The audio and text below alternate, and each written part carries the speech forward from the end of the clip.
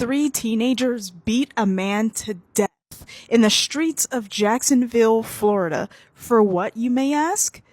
Because they said that this man dissed their homies.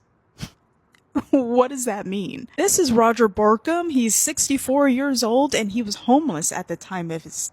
An interesting thing about this man was that he narrowly escaped the 9/11 disaster, only to be unalived by 3 teenagers on the streets of Jacksonville, Florida. Yes, you heard me right earlier. Teenagers unalived this 64-year-old man. Justin Curry, who was just 13, who was actually 12 years old at the night of the beating. Arcavian Lacey, who was 19 years old. And Robert Pope, who was 16 years old. They have all been arrested and indicted for murder. This is crazy. This is like the 3rd incident I've heard of teenagers attacking grown adults. So on October 19th in downtown Jacksonville, Florida, there was a guy named Roger Borkham who was homeless. He was 64 years old, and he got jumped by these 3 teenagers who stomped him out to death practically. There was a pool of blood found around his head when the cops showed up, and there was a trail all the way down the sidewalk. And they only said it was because he disrespected their dead homies, and they didn't really comment about it further. Died 4 days later of his injuries. They actually came back 20 minutes later after doing this to rummage through his backpack and beat him some more. They took his shit. One kid was 12 years old at the time of this, 17 and 19. And my first thought is, what kind of parents do you have? What kind of parents are these that are just letting their kids roam around and think that this is okay, that you can go do this? You can be a person like this out in the world where you can take somebody's life because they're lesser, you think they're lesser than you. All right, guys, so we got to talk about what I can only describe as a modern day lynching. And it is a modern day lynching that doesn't fit the narrative that the mainstream liberal media wants to put out there about lynchings that, you know, are very rare in 2025. Again, especially the type of lynchings that the mainstream liberal media looks for. Okay, most of the time when the mainstream liberal media is talking about a lynching, it's likely a race hoax, right? It's likely not real, right? It's likely made up. Like, for example, we talked about the Trey Reed situation, the young black man from Mississippi that was found hanging from a tree, and authorities, including all the black people involved, the black authorities involved, the police chief, the coroner that conducted the autopsy, they all said that there's no foul play. This was a suicide. But the black activists in the mainstream liberal media, they said, no, this guy was lynched, right? A white mob must have lynched this young man because it is impossible for a young black man to hang itself, right? Because apparently black men don't commit suicide by hanging, right? Black men don't hang themselves. This is what they said all over social media. Ben Crump got involved. Colin Kaepernick got involved. And Kaepernick conducted his own autopsy, right? A second autopsy, because apparently the autopsy that was done by the black coroner was racist. So Colin Kaepernick and his team did their own autopsy. One of our key initiatives now is our autopsy initiative. That came out a little over 18 months ago that got launched. And that gives free secondary autopsies to any families of loved ones who have been killed in a police-related death. And the key factor there in police-related deaths is oftentimes the sheriff is the coroner, or the pathologist who is doing the autopsy, they have a relationship with the police department. So there's a lot of bias in the autopsies. So we have independent pathologists that families can come to us, and we will pay for the autopsy for them. Right. So no cost to the family. And they'll be able to get a second autopsy to get clarity on what happened. And there are scenarios that what the first autopsy was, that's what happened. We have also had a lot of scenarios that have led to lawsuits. We've had scenarios where we were supposed to be doing the second autopsy, and a first autopsy was never done, even though it was reported to be done. Wow. Yeah, but lo and behold, in this case, surprise, surprise, surprise, they did a second autopsy and they still have not released the results. It has been almost 2 months since the second autopsy. The first autopsy only took, what, like a week, right? The second autopsy, done by Kaepernick, for whatever reason, isn't done yet. But the reality is that it is done.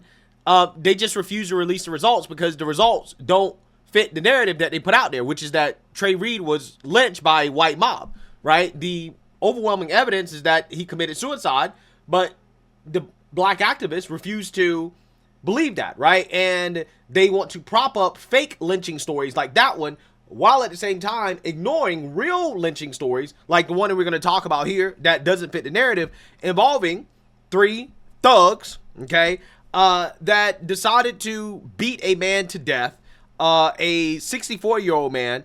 And I want to talk about it because it's stories like this that fly under the radar, okay? When we know that if the situation or the racial roles were reversed, then this would be the #1 news story in the country if the roles were reversed racially. So without further ado, let's go ahead and get into this. Tonight, 3 teenagers are now charged in a brutal attack that left a man dead in downtown Jacksonville. They are just 13, 16, and 19 years old. And we are naming the juvenile suspects because of the nature of their charges, and they will all be tried as adults. Our Cindy Deshawn has been digging through arrest reports tonight to uncover what happened in the hours leading up to just this savage attack, Sydney. Yeah, Heather, and investigators say the man who was homeless was beaten not once, not twice, but 3 times, all within about an hour downtown. Wow. A witness spoke up and police found the 3 teens within just hours of the attack. 3 young suspects, just 13, 16, and 19 years old, now charged as adults in the murder of 64-year-old Roger Borkham, 13-year-old Justin Curry, who was indicted by a Duval County grand jury, 16-year-old Robert Pope, and 19-year-old Markavian Lacey. Detectives say Borkham, who was homeless, was beaten 3 separate times over the course of a little more than an hour back on October 19th.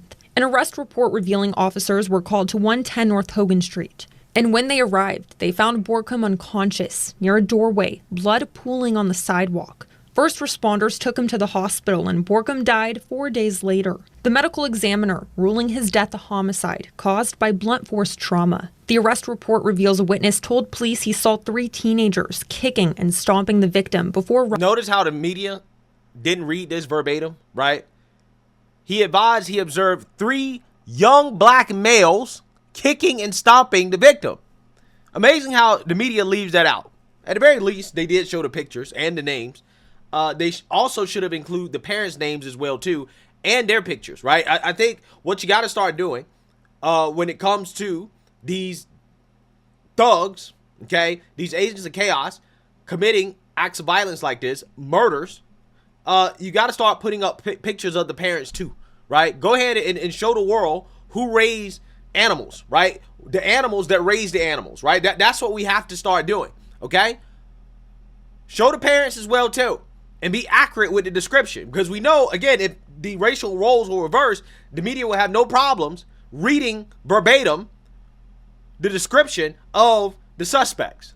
Running off. Hours after the attack, officers located the suspects half a mile away and took them into custody. Police say they also linked the suspects to a separate incident that night, a robbery on Forsyth Street. Surveillance video obtained by detectives shows the suspects approaching the victim multiple times. Video captures the group beating the victim, rummaging through his backpack and returning to the scene to attack him again. State Attorney Melissa Nelson says the juvenile justice system is neither designed nor equipped to handle offenders or offenses of this magnitude. By bringing the case into circuit court, Nelson says authorities can ensure the level of accountability, supervision, and judicial oversight that the facts demand.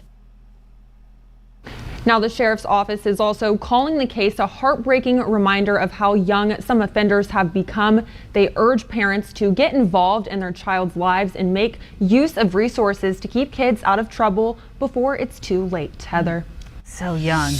Yeah, so you seen that, you heard that. Now, apparently, the reason why this happened, the motive behind it, allegedly, is that one of the suspects reportedly told investigators the attack was triggered because Borkham had dissed their dead homies. Huh. Yeah. Again, this is a modern day lynching. That's what it was. It was a lynching. And all of the individuals that were so passionate about, oh, lynching is so terrible, we have to stop this type of violence. This is unacceptable. All of those people are silent. They don't have anything to say about a real lynching, an actual lynching that was committed by these 3 thugs. And that's the problem. That's the problem with our media. It's stories like this that go under the radar that they don't want to cover. They refuse to talk about. But we all know if these were 3 white men and they beat an elderly black man to death in the middle of the street, in the middle of a downtown, a major city, beat him to death 3 times, this would be everywhere. It would be the #1 national news story. We'll be having the race conversation. Oh, it's so terrible for black people in this country, and black people got to get up every day and worry about being lynched and attacked based off their skin color, right? It wouldn't even matter what the motivation is. It wouldn't even matter if it was racially motivated. Just the fact that you would have 3 white guys beating to death a black person, that would just prompt a national conversation, period. Doesn't matter the motivation. But when you have 3 black thugs beating an elderly white man to death because he, quote unquote, dissed their dead homies, silence, crickets. You don't hear anything. It's just a local news story. It barely. No national attention whatsoever. And like I said, this is the problem. This is the problem. This is the issue. But it's stuff like this that's much more prevalent than what the media wants people to be concerned about, right? This is so much more prevalent. Stories like this happen all the time. But because it doesn't fit the narrative that they want, they don't talk about it. They don't want to cover it. I talked about the lynching of Mahogany Jackson, a young black woman from Alabama that was lynched by, you know who? Her own people. Where's the national news media? Nowhere to be found. Where were the race hustlers at? Nowhere to be found. Where were the black liberals? Nowhere to be found. Where was Roland Martin? Nowhere to be found. Where was the Amazing Bottom? Nowhere to be found. Where was any of these people that claim they love black folks so much? Protect black women. Where were they at? Nowhere to be found. They didn't give a shit. Because she was lynched by black people. When black people do the lynching, all of a sudden lynching don't matter. They don't care. It's not a national news story. We don't need to worry about lynching in this country when it's black folks doing it. When it's these black thugs doing it. But let there be a situation where you don't even have evidence that a white person committed the crime. But if they have any, like, just small reason to believe, right? Any reason whatsoever to believe it could have been a white person that did it, it's a national news story. It's all over TikTok. This is a travesty. This is injustice. We must find the killer. When all the evidence points to the fact that, hey, Trey Reed committed suicide. He wasn't lynched. But again, in their minds, they made up something that wasn't there. But when you have an actual lynching right in front of your face, all the facts are there, all the evidence is there, his own video, crickets, right? Crickets, because the suspects are black. Because the suspects aren't white. They don't care. Doesn't matter. So, let's talk a little bit more here about the victim. Again, Roger Borkum, 64 years old, was homeless. Again, where are all the pro-homeless activists at, right? Where are all the liberals that love homeless people so much that say, hey, you know, this type of violence shouldn't happen to homeless folks? Where are those people at, right? Living on the streets of downtown Jacksonville at the time of the attack. According to his obituary, Borkum, quote, narrowly escaped death when a consulting job ended in late July 2001, working on the 77th floor of Tower 1 at the World Trade Center. Borkum was laid off just 2 months before the 9/11 attacks, which at the time may have spared his life. Oh, I'm pretty sure that's traumatic. And apparently he also lost his wife, Celeste Borkum, in 2009 while she was on a humanitarian visit to Africa. His obit said, calling it, quote, untimely, but without giving details on how she died. Yeah, so again, just all around tragic story. My thoughts and prayers are with the family of this individual. I'm not sure exactly how involved his family was in his life, or, you know, if he has kids or extended family or loved ones. I mean, he was on the street. He was homeless, apparently. So I mean, he probably was dealing with hard times. Okay, probably had a pretty difficult life, and this is a tragic way for it to end, right? It's stories like this that are extremely sad, and they deserve coverage, right? These stories deserve a national conversation, because stuff like this is happening all over the country, where we have these young, violent teenagers committing acts of violence, beating people to death. This is what they're doing, and it's happening all over the country. But yet, we're not talking about it enough. We're not bringing attention to this problem because of the fact that the media doesn't want to highlight the pattern, right? The demographic pattern of the suspects who continue to engage in these violent acts. And that's the problem. That is a huge problem in this country. And until we acknowledge it, until we start holding these individuals accountable to the fullest extent of the law, right? In the case of Florida, hopefully these individuals will be held accountable, again, to the fullest extent allowable in Florida.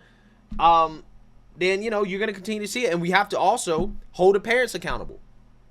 Where are the parents? Who are the parents? We need to know. The world should know who raised these animals. Who raised them? Who raised them? And they should be held accountable too. The parents should be held accountable as well. Because there's no way that a responsible parent could raise kids who would commit acts of violence like this. It's just no way. So, again, this is a sad situation. But, again, my thoughts and prayers are with the family of the victim. And I'm hoping that these thugs are punished to the fullest extent of the law. So let me know what you guys think. Make sure you like, comment, and subscribe. Most importantly, share a Black conservative perspective. Peace.